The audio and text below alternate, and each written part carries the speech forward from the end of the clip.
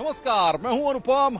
इस वक्त न्यूज 18 की टीम जहांगीरपुरी में मौजूद है, जहां पर आज एक बार फिर पुलिस की टीम पर यहां पर पथराव किया गया। इससे पहले हमने देखा था किस तरीके से 16 तारीख को यहां पर जब शोभा यात्रा निकाली जा रही थी, उस वक्त इसी कुशल चौक पर हम मौजूद हैं और कुशल चौक पर ही जब शोभा यात्रा निकाली जा रही थी तो वहां पर पत्थर फेंके गए थे। और आज एक बार फिर उसी घटना को दोहराया गया जब पुलिस की टीम यहां पर आपको बता दें कि कुशल चौक के पास जो जगह है वहां पर चौथी नंबर गली में किसी को हिरासत में लेने के लिए वहां पर गई थी, दबिश देने के लिए वहां पर गई थी। और इस दौरान वहां पर पुलिस की टीम और फोरेंसिक टीम की वहां पर जो कार्रवाई थी उसको देखते हुए वहां पर पुलिस की टीम पर पत्थर फेंके गए, जिसमें एक पुलिस का अधिकारी जो है वो वहां पर घायल हो गया, जिसके बाद यहां पर तनाव और व्याप्त हो गया है। भारी संख्या में पुलिस फोर्स की तैनाती यहां पर कर दी गई है। सबसे महत्वपूर्ण बात यह है कि जिस तरीके से हमने देखा था कि शनिवार को यहां पर जो घटना सामने आई थी उसके बाद से लगातार पुलिस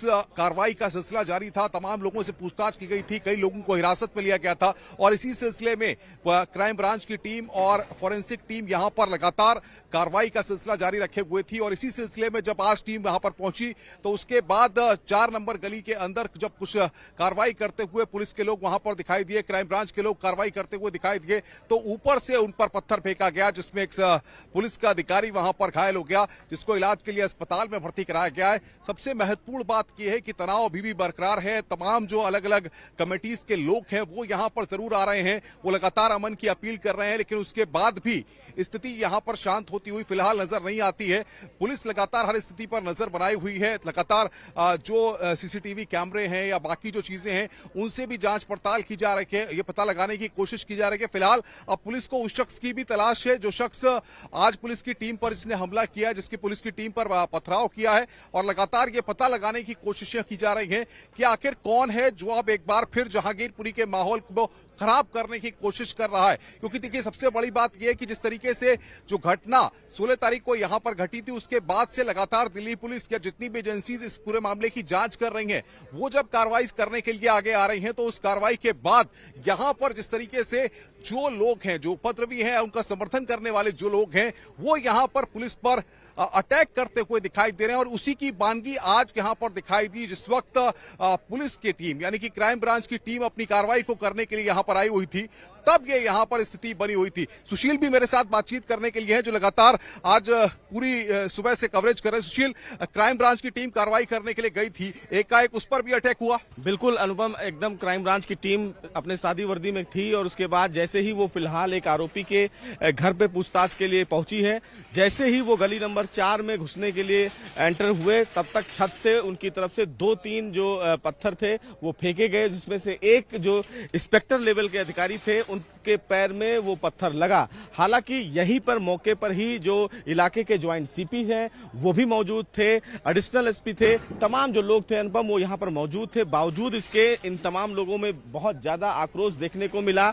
जैसे ही यह जानकारी मिली तमाम अधिकारी मौके पर पहुंचे, आरएफ की फोर्सेस भी वहां पर डिप्लॉयड थी, सीआरपीएफ। फिलहाल सबसे बड़ी बात की सुशील, अब कार्रवाई चल रही है, लगातार हम देख रहे हैं कि कार्रवाई का सिलसिला जारी है। क्राइम ब्रांच की टीम कुछ और लोगों को भी हिरासत में लेकर के पूछताछ कर रही है, लेकिन जिस तरीके की घटना आज हुई है, हम दिखा दें एक बार, कैमरामैन विपिन दिखाएं वो दृश्य। यही 4 नंबर गली है यहां पर आगे, जहां पर की क्राइम ब्रांच की टीम गई हुई थी और फोरेंसिक टीम भी यहां पर गई हुई थी। और आगे अब इस पूरे इलाके को जो है बंद कर दिया गया है, सील कर दिया गया है। यहां पर जाने की किसी को भी अनुमति नहीं दी गई है, क्योंकि पुलिस के अधिकारी, देखिए आप देख सकते हैं कि पुलिस वाले यहां पर लगातार हर स्थिति पर नजर बनाए हुए हैं। किस तरीके से तमाम पुलिस के जवान और जो फोर्सेस हैं, जो अलग अलग लोग अपने लेवल से इस पूरे मामले की जांच कर रहे हैं, वो यहां पर मौजूद है। क्योंकि अगर पुलिस पर हमला होता है या पुलिस की टीम यहां पर किसी कार्रवाई को अंजाम देती है और उस पर अटैक करने की कोशिश की जाती है, तो आप समझ सकते हैं कि किस तरीके से माहौल को एक बार फिर खराब करने की यहां पर कोशिश की जा रही है। जहांगीरपुरी में यह कुशल चौक है, कैमरामैन विपिन दिखाएं, ये कुशल चौक है जहां पर ही उसी दिन शोभा यात्रा निकाली जा रही थी। और उस वक्त जिस वक्त यहां पर शोभा यात्रा निकाली जा रही थी, उस वक्त कुछ लोगों ने, उपद्रवियों ने यहां पर पथराव किया था। सबसे महत्वपूर्ण बात यह है कि उसके बाद से ही जहांगीरपुरी को शांत करने की कोशिशें हो रही थी और माना यह जा रहा था कि दिल्ली पुलिस या बाकी लोग जो है यहां पर शांत कर लेंगे, लेकिन और इस वक्त तो वैसी इसी पूरे मसले पर बोल रहे हैं। सुराते, आपको क्या कह रहे हैं? उत्तर प्रदेश में क्या हुआ? सीतामढ़ी अक्टूबर 1992 को दुर्गा प्रोसेशन था, क्या हुआ? आपको मैं कितने एग्जाम्पल दूं? वो टाइम पे सर कोई टाइम में नहीं, कोई सोशल मीडिया नहीं था, कैमरा हाँ कोई मगर इंक्वायरी सुनिए आपके कैमरा एक आंख के अंधे हैं, आपके कैमरा दो आंख दिखाना चाहिए, आप एक आंख के अंधे हैं, तो मैं क्या कर सकता हूं? क्या आपको नहीं दिखाई दिया वो तलवारें? क्या आपको नहीं दिखा दिया कट्टी और वो तफंचे? क्या आपको नहीं आपके कानों को नहीं सुनाई दे रहा है उस तरह के गाने? क्या आपको नहीं दिख रहा कि उत्तराखंड में रात में जुलूस निकाला गया और वहां पर क्या क्या बकवास बका गया? आप दिखाइए, आपका इख्तियार है, मैं रोक नहीं सकता आपको, मगर मेरा काम है जो सच्चाई बोलता रहूंगा, चाहे मुझे ना दिखाओ, आप उसको भी बंद कर दो आप। सर अक्यूज के व्हाट्सएप चैट्स क्लियरली स्टेट करते हैं कैसा मतलब कैसा क्राउडिंग को बुलाया गया, स्टोन पेल्टिंग कैसा बालकनी से टेरेस से अगर आप पेगासस के जरिए से और आप अपने टेक्नोलॉजिकल जो भी आपके ने वेयर विथऑल उसके जरिए से अगर आपके ने व्हाट्सएप चैट हैं, तो फिर आप पहले से क्यों पुलिस नहीं रखे वहां पर? क्यों आपने पुलिस परमिशन आप खुद कह रहे नहीं दिया, तो पुलिस का वहां पर इंतजाम क्यों नहीं था? तो इसका मतलब यह कि आपने कहा कि तलवार लेकर जाओ बेटा, तो फंचा साथ में लेकर जाओ, गाने बजाओ वहां पर, सब आपके पास है ना, टेक्निकल चीजें आपके पास हैं, हर चीज आपके पास है, आप रोकते क्यों नहीं फिर उसको? सर रांची वाले में भी पुलिस ने बोला कि लोगों ने मस्जिद से निकल के दंगे किए, तो इस पे क्या बोलना सर? तो मतलब दो साइड से भी हो रहा ना। मैं हरगिज नहीं मानता इस बात को, मैं हरगिज इस बात को नहीं मानता हूं। मैं पार्लियामेंट में खड़े होकर दिल्ली के दंगों के बारे में कहा था, एक के बाद एक कोर्ट के फैसले पढ़ लीजिए आप, जो दिल्ली दंगों के बारे में कोर्ट के फैसले आ रहे हैं। रांची पे क्या बोलना है सर? मतलब रांची पे क्या बोलना है? रांची से पूछिए, कांग्रेस को पूछिए। तो आप असदुद्दीन ओवैसी को सुन रहे थे, जो कि इस पूरे मसले पर जहांगीरपुरी के तनाव में अपनी बात रख रहे थे। वो बता रहे थे कि आखिर क्या स्थिति है, लेकिन सबसे बड़ी बात यह है कि कुशल चौक पर इस वक्त हम मौजूद हैं और आप देखिए जमावड़ा, मीडिया का जमावड़ा तो यहां पर है ही, साथ ही साथ तमाम जो लोग हैं अलग अलग फोरम से, जो समाज में सामाजिक सद्भाव की बात करते हैं, वो लोग भी यहां पर पहुंचे हुए हैं, अपनी अपनी बातों को रख रहे हैं। यहां पर ये लोग भी यहां पर आए हुए हैं, किस तरीके से अपनी बातों को देखिए यहां पर मीडिया के सामने रखने की यहां पर कोशिश कर रहे हैं। हम चाहेंगे कि वो भी अपनी बातों को रखें, लेकिन सवाल यहां पर यह 17 तारीख को जो वीडियो सर्कुलेट हुए और उसके बाद जिस तरीके से आरोपियों को यहां पर गिरफ्तार किया गया, वो यहां पर चीज है। सर क्या कहेंगे आप? कानून व्यवस्था बनाना पुलिस की जिम्मेदारी है। जो भी कानून हाथ में लेता है उसके खिलाफ कार्रवाई होनी चाहिए, चाहे वो किसी धर्म का हो, किसी। सुनिए, पथराव नहीं, हथियार क्यों लहराए गए, नारे क्यों लगाए गए, जुलूस इतनी बड़ी तादाद में हथियारों का जो निकाला गया। नहीं, वही पुलिस, हम तो यही कह रहे हैं कि पुलिस को ऐसा बर्ताव करना चाहिए कि लोगों में विश्वास पैदा हो। और अपराध आज भी पुलिस पे पथराव हुआ, देखिए आज भी पुलिस पे पथराव किया है। देखिए पुलिस जो है, पुलिस को ऐसी कार्रवाई करनी चाहिए जिससे निष्पक्ष नजर आना चाहिए ना। पुलिस को कार्रवाई कर रही है, लेकिन पुलिस को काम नहीं करने दे रहे, पथराव कर रहे हैं वहाँ से, औरतें आके पुलिस को रोकने की कोशिश कर रही है। देखिए, पुलिस की कार्रवाई अगर शुरू से सही होती तो आज ये दंगा नहीं होता। पुलिस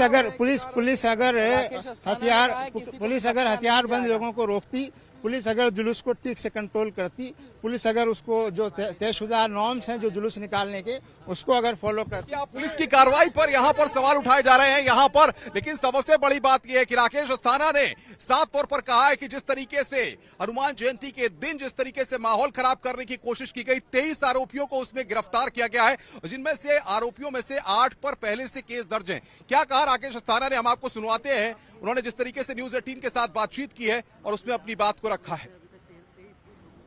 जहांगीरपुरी हिंसा मामले में दिल्ली पुलिस की क्राइम ब्रांच विशेष तौर पर तफ्तीश कर रही है। इस मामले को समझते हैं, दिल्ली पुलिस के कमिश्नर राकेश अस्थाना जी हमारे साथ में हैं। सर, जिस तरह से जैसे तफ्तीश का दायरा बढ़ता जा रहा है, कई महत्वपूर्ण इनपुट्स हो रहे हैं, कई कार्रवाई हो रही है, तो किस तरह से देख रहे हैं अभी तक तफ्तीश किस तरह से आगे बढ़ता जा रहा है? तफ्तीश ट्रांसफर की गई है क्राइम ब्रांच को, इसी उद्देश्य से कि क्वालिटी ऑफ इन्वेस्टिगेशन अच्छा हो, फोकस्ड इन्वेस्टिगेशन हो और हर पहलू से इस इंसिडेंट की जांच की जा सके। इन्वेस्टिगेशन अभी शुरुआती दौर में है और अभी तक 21 लोगों को हम लोगों ने अरेस्ट किया है। काफ़ी लोग चिन्हित भी किए गए हैं जिनको फ्यूचर में हम लोग अरेस्ट करेंगे, कस्टोडियल इंटरोगेशन करेंगे। फॉरेंसिक एविडेंस कलेक्ट करेंगे, डिजिटल एविडेंस कलेक्ट करेंगे और कोशिश यही रहेगी कि जो भी आरोपी हम पकड़ें उनके खिलाफ सफिशिएंट एविडेंस हो ताकि हम एक अच्छी चार्जशीट कोर्ट में फाइल कर सकें। जिस तरह से सर अभी तक देखने को मिला है और काफ़ी सबूतों को आधार पर अभी तक 21 लोगों की गिरफ्तारी हुई है, क्या लगता है कि एक सोची समझी साजिश थी ये पूरा दंगा? ये इन्वेस्टिगेशन का विषय है, अभी टिप्पणी करना उचित नहीं होगा। सर जिस तरह से इस मामले में देखने को मिला है, टेक्निकल जो एविडेंस जो है वो इकट्ठा करना, वो जमा करना बहुत इंपॉर्टेंट होता है। तो किस तरह से क्राइम ब्रांच और दिल्ली पुलिस आधुनिक उपकरणों का सहारा लेते हुए डिजिटल जो सबूत जो है बाकायदा वो जुटाने में जुटे हुए हैं? हमारे पास टेक्नोलॉजी काफ़ी अच्छी है डिजिटल एविडेंस कलेक्ट करने के लिए, मॉनिटरिंग भी करने के लिए उसका पूरा उपयोग किया जाएगा ताकि एविडेंस की क्वालिटी अच्छी रहे। एक चीज़ देखने को मिला है सर, कुछ कई इनपुट्स भी सोशल मीडिया पे भी घूम रहे हैं कि बहुत सारे ऐसे आरोपी हैं जो दिल्ली दंगा के वक्त में भी उस वक्त में मौजूद थे और यहाँ से भी कुछ आरोपियों की गिरफ्तारी हुई है।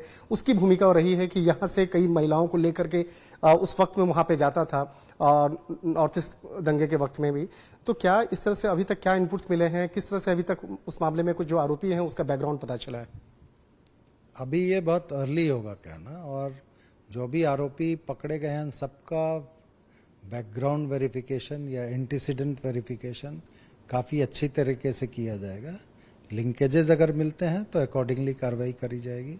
बाकी अभी इनिशियल स्टेजेस इन्वेस्टिगेशन का होने की वजह से इस स्पेसिफिक क्वेश्चन का जवाब स्पेसिफिकली मैं नहीं दे पाऊंगा, लेकिन हमारा इन्वेस्टिगेशन पूरा होगा, हर एक एंगल से इन्वेस्टिगेशन किया जाएगा। जिस दिन इंसिडेंट हुआ उससे पहले, इंसिडेंट वाले दिन और इंसिडेंट के बाद, ये तीनों चीज़ों का इन्वेस्टिगेशन होगा और जिस भी आरोपी के खिलाफ एविडेंस मिलेगा किसी भी स्टेज में उसको हम लोग पकड़ेंगे, पूछताछ करेंगे, एविडेंस कलेक्ट करेंगे, अकॉर्डिंगली अप्रोप्रिएट लीगल एक्शन लेंगे।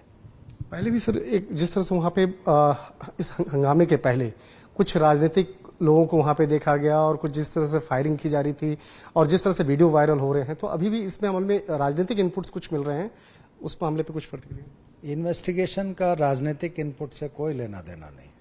हम लोग हार्ड एविडेंस पे जाते हैं, जो भी आरोपी है उसके खिलाफ अगर